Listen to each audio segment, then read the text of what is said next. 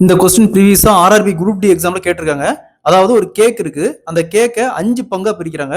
So 4 பேத்துக்கு குடுத்துட்டாங்க. மீதி 5வதா இவருக்கு என்ன பங்கு வரும்னு கேட்கறாங்க. ஸோ இந்த மாடல் சம் கேட்டாங்களா?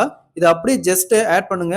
1/8 பிளஸ் இங்க 1/6 பிளஸ் இங்க 5/12 பிளஸ் இங்க 1/12. ஸோ இந்த 4 வேல்யூக்கும் காமனா எல்சிஎம் எடுங்க. 24. ஸோ 8 எத்தனை டைம் பெருக்குனா 24 வரும்? 3 டைம். அப்ப அந்த 3 மேல பெருக்கணும். 3 பிளஸ் இங்க 6 எத்தனை டைம் இருக்குன்னா 24 வரும்? 4 டைம். அந்த 4 மேல பிரிக்கணும். நெக்ஸ்ட் 12 எத்தனை டைம் இருக்குன்னா 24 வரும்? 2 டைம். அந்த 2 மேல பிரிக்கணும்.